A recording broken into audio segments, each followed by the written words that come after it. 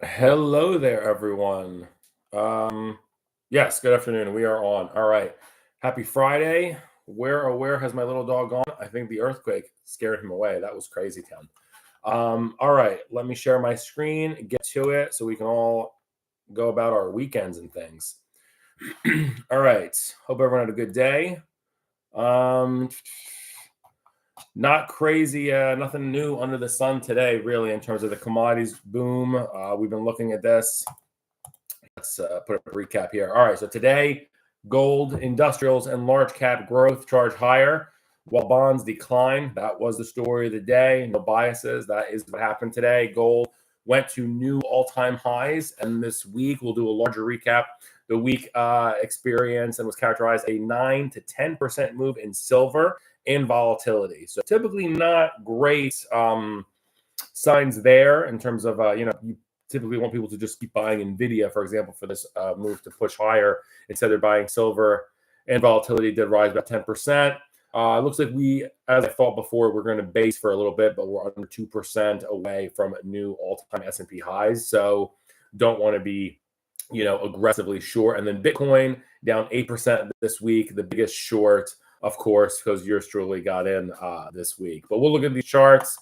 All right, so today the big moves, we'll go through the moves. Gold industrials, the gold miners, we'll see the dispersion between that trade. Large cap growth and the S&P 500 itself had a multi-standard deviation move, about 1.6, so a 1% net change on the S&P. So let's take a look at some charts, and if we have any setups.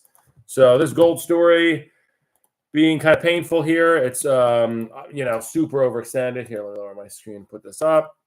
1 second. Uno momento, por favor. Boop, boop, boop, boop, boop. All right. Share screen. Let me put up a chart. Got some comments that I have too many charts on the screen. Too many indicators.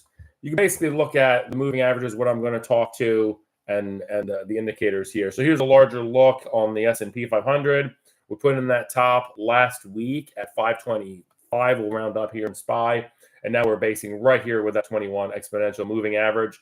I just think we go sideways for a little bit. You also want to see a higher RSI with the price. So you should have had new RSI here. We didn't get overbought.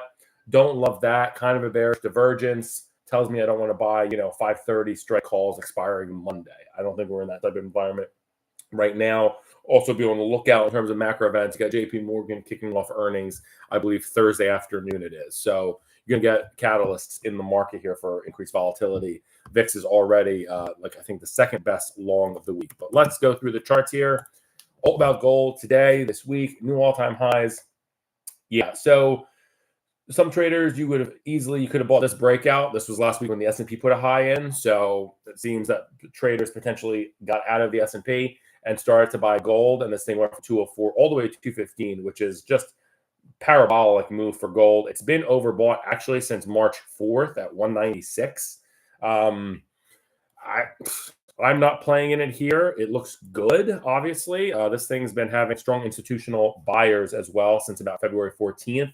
I'm using it on another screen, analyzing the Chaikin money flow, which is institutions buying in large size. So it's got a good base underneath it here, a good floor. I actually don't think you go much lower than this 200 mark.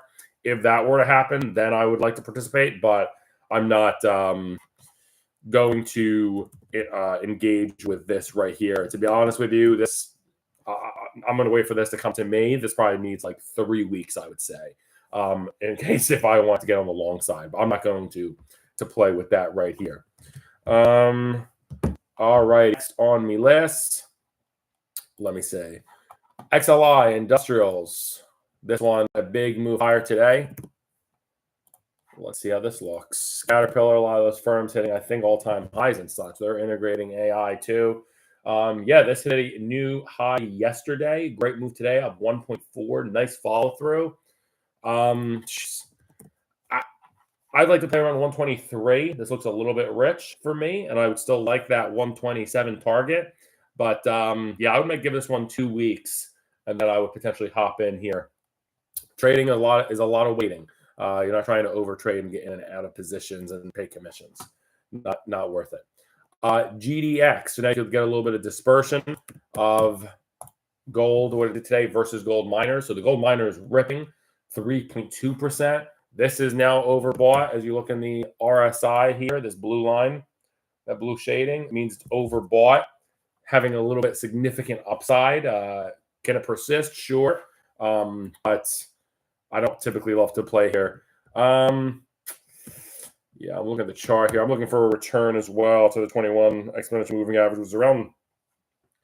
This thing's really ramped.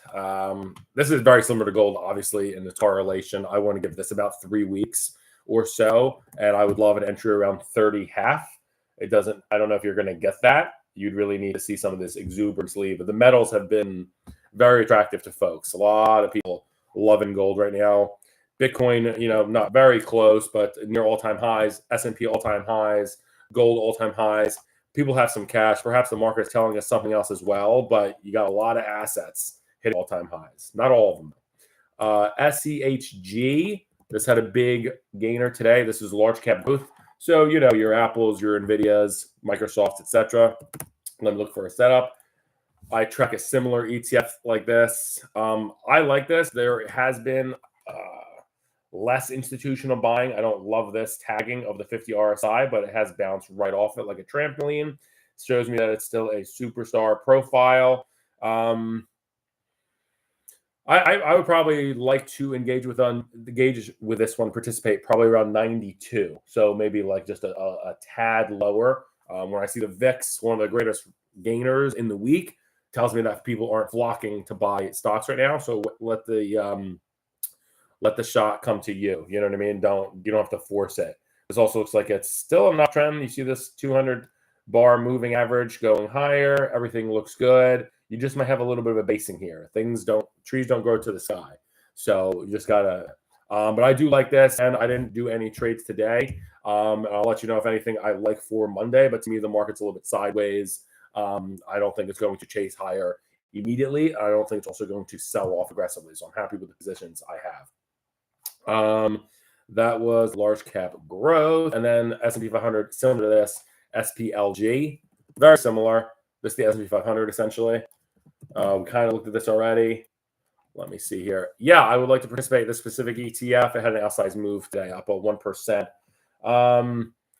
This looks good. I give it another week or two, maybe. And then if you get in around 61 with target 62, this is a lower vol instrument, kind of mirroring the S&P 500. This looks good too. This hasn't gone below 50 RSI since we were coming out of that rough period right in the October low. So are we slowing down? I don't know. I like to see that we're less than a week away from new all-time highs in this. The stochastic momentum mix, which is a velocity indicator, is just that's really hard to do. That is a runner that has just been running for 3 months, 5 months actually, with no break. So it's hard to do that. So expect some fall off at some point. All right, TLT. This was moved to the downside today. There was only one outsized standard deviation move in the ETF space, and it was TLT. Bonds drop, meaning yields rally. Yields like a monster truck, runaway train. Use any expression you want. But this one is down 1.4% today. I was looking at this for a trade a little bit ago. Let me see. This is just basing. It's got that good support at 91. I don't want to buy it though. It just stuck between 91 and 98, almost 10% range, but that takes you for the entire year. So it's kind of a thesis on that higher for longer. Then you have huge risk today in rates. Geez. I don't love the trade. Let me just pop in TBT really fast if there's a better looking trade in this. This is the leveraged ETF on the 20-year. This is the exact opposite. So where TLT had that 91 support, obviously TBT has this pretty strong resistance right here at 36. So I don't love shorting it here. It hits its head here. It comes right back down. Lets me know that I think rates drop a little bit next week. I don't think they just march from here. So I think that could potentially provide an equity lift to the market. It's a bit of a tailwind. So tough crosswinds on this one. I'm telling you, this is not super easy markets to trade. All right, top gainers of the past 5 days. Congratulations. If you were long silver, Best trade in the market in this past week, if you were long SLV. Best trade, 10% over the past 5 days or 2% on average per day. Crazy move. Hit a 52-week high today. Not all-time highs like gold, so people potentially playing this in a chase. And of course, there's all gold silver ratio trade that historically pretty much keeps bound by. I could look up a chart for that later. But yeah, so best trade of the week was long silver with 10%. We'll look at the charts. Long volatility, VXX, 9%, almost 2% a day. And then short Bitcoin. Those are 3 best absolute trades in the market. So if you had those, congratulations. I was long options, so technically long some VXX. And then obviously I'm on the wrong side of Bitcoin at the moment. I am long Bitcoin, not short. So let's take a look at some of these. My voice squeak like Peter Brady. These. All right, so let's look up what we got here. So let's look up silver in case we didn't see this already. It's going to obviously be similar to gold. Yeah, this thing's extended. I mean, it's a shame because it looked great. There's a lot of great reason for you to buy this on April 1st. Like if you're anticipating a breakout and you had this candle, it's closed down and you had inside day. Then you had a volume surge. This is tough. I would love to participate this 4 days ago, but that and $2 isn't, going to get you a cup of coffee. So I know that's not helpful. If you want to engage in this commodity boom, it's rising tide lifting all these boats right now. 23, I would say, for an entry in SLV. And then you can get even that and move to 25. Be careful with the options on these. They're very cheap, so you have a lot of contracts and a lot of leverage. So you can make and lose money very quickly with SLV. Looks great, 2-week highs. I mean, come on. Once it broke out of here, that was another signal after April 1st, if you liked it, because it broke out of this, 9-month highs right here at 23.40. And then now all upside, it seems. But I would not think this is going to like 26, 27. Silver has outsized moves, but I'm not going to play with this right now. Volatility, VXX, pretty hard to see because this has been our, perpetual loser. It caught a 9% bid this week, which is pretty impressive. So I also look at the 21 exponential moving average on this. It's 1352, so we surpassed that a couple of days ago.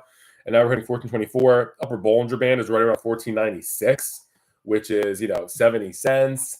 I think you probably have like maybe 3-4 more percent in the rally in the VIX before people get freaked out. And then you see mean reversion.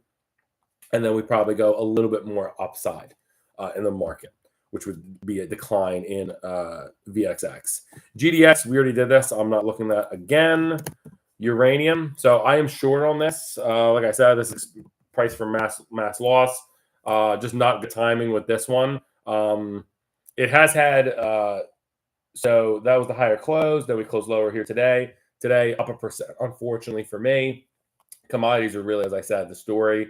This one put a high back on February 1st, so I like that. One of my reasons for a thesis upon entry was shorting it, and now I'm starting to get a little bit of stabilization with the moving averages. They are still rising, but one of the reasons why I did it was you got a new price high here on Feb 1, and I did not get overbought in the RSI or any of the other indicators. So for me, that was a sign, but it didn't crash or anything like that. So if you didn't have a position, I mean, I don't like going against the trend. This looks like it's just going to. It should. I mean, market doesn't have to do anything, but around 29, there's a lot of convergences here with moving averages and levels. So I think you got, there'd be a big decline for it. I mean, $1.50 and this would be 5%. It doesn't seem going that way unless you get a purge. Doesn't seem like it. And then USO, one of the best trades of the year, and the 5th best trade of the week, up 5%. This past 5 days are an average of 1% per day. Let me see here. Like I said, I'm glad I didn't short this one. I was on the fence 2 weeks ago. I'm glad I did it just because of the rising short-term momentum. And voila, overbought here. Be careful when this happens. It can, get to a crescendo. You are the top band here. Curious if you wanted to buy a breakout. It's at 83. Basically, you have to take out these September highs at 83.29. You are very close. The high today was 83.25. So you came within 4 cents. Wow. I'm not buying it here. I know there's obviously Middle East tensions and, Israel, Iran, possible wars, etc. So obviously, all those volatile macro events can charge us higher, and the technicals don't mean zilch. But I would give this one a couple of weeks and maybe get in at 77, and then you have a nice upside if you believe in the commodity story. But I'm not going to participate here. Let's look at the one that led me astray. Bitto, wah wah wah. So let's see what happened here. I still think if you don't have a position, I think this is a great entry point, to be honest with you. I know, obviously, talking my book, but I think if you get in at 30 here and it's trading 29.60 on the close or 29.51 on the close, I like it here, man. Still a star, holding 50 in the RSI. Overbought. This is like selling Luka Doncic, never short a superstar. We did hit a high, almost 3 weeks ago. For this specific ETF, it was 33.79. You're about, more than 10% off. As it happened, I did say always get ready for a 10% sell-off in Bitcoin. It's how you get paid in that thing for years and years. Rising averages, yeah, it looks good. I think if you don't have a position, I do. But if I didn't, I would probably buy this on Monday and specific trades. I'd have to look at the option chain, but probably something like the May monthly 30, like a 32, 35 call spread, something like that. And I diagonalize it, maybe sell next week. So the April 12th, 33 calls. You can do a couple different structures depending on your cost and risk tolerance. It's Bitcoin, for goodness sakes. So it's like an 80 vol asset. Sometimes you don't need options. You could just buy the stock. I think this is a great point, and I do think this is going to 34 to 35 in a couple of weeks. But you do need the market to participate. You do need. It was nice to own this yesterday. It was not correlated with the market when you had that late afternoon sell off for kind of no reason, and Bitcoin was up. And then today, opposite, they buy the S&P, they sell Bitcoin down to 1.7. If you didn't have a position, I like it here.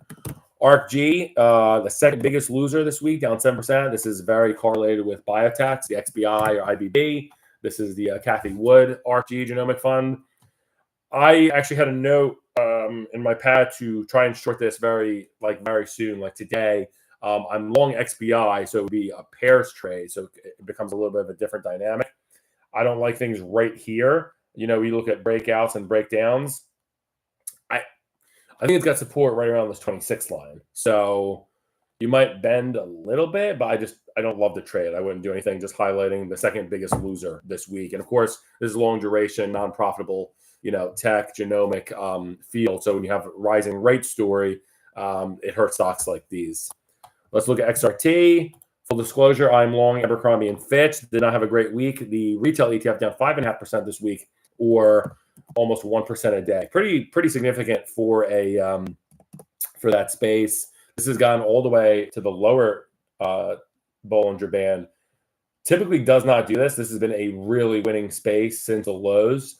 There's had a re-rating in these stocks like Gap and Abercrombie and Fitch and things like that.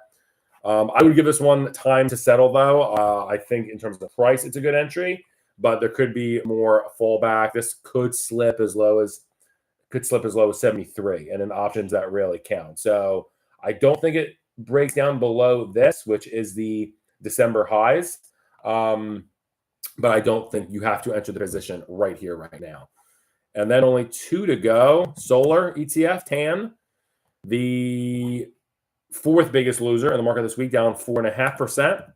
I used to get short this one. Yeah, this looks good for a short side. I like that it couldn't hold the 21 exponential moving average of 44. I have a lower projection of 40.65 right around here. It's volatile, so to collect that, it's a 10% move if you're going to capture all of it. It'd be very hard. This is correlated with Tesla and things like that. I know Enphase had a big move down, I think today and yesterday. Range bound though in overall between 48 and 41 doesn't mean you can't play, but you look at this vol compression. There's not these big waves anymore. These big channels, as it were. Look at the vol compression. All top to bottom goes from 42 to 46. So the 10% band, it used to be easier trades in this. So the implied vol is going to be tougher to price an option. I am desperate for shorts because everything's just been going up. I might do this for Monday. Possibly. So what I would do is, let me think. This one has more realistic. I just don't love shorting stuff in this environment, obviously. What I would do is probably like the May monthly. Monthly is always the most liquid. And probably do like the 41 to 44 is what I'm looking at here. So yeah, probably something like that. Maybe buy a 44 or buy the 43 and sell the 41. Maybe a closer tenor. So maybe sell the April monthlies, 43s against it. So that one's not bad. And then lastly, airlines got hammered this week, got 4%. Rising oil doesn't help these names. This has been a winning name. This one really gave a lot back in just a few days, from 21 down to 20 in just 4 candles and 4 trading sessions. This looks good. I want to give a lot of these names some time. Usually when I have that thesis, it usually says, let the market come to you. Sure, can we have new all-time highs on Monday? Yes. I'm just, obviously, as a technician, you got to stay with the probabilities on your side. I have been looking at airlines. It doesn't look like a bad space to be. I want to participate in the broadening out outside of the usual mega cap tech. If I could get greedy and get an entry around 1930, that would really be great. It just happens to be this lower band here. That would really be a spectacular entry.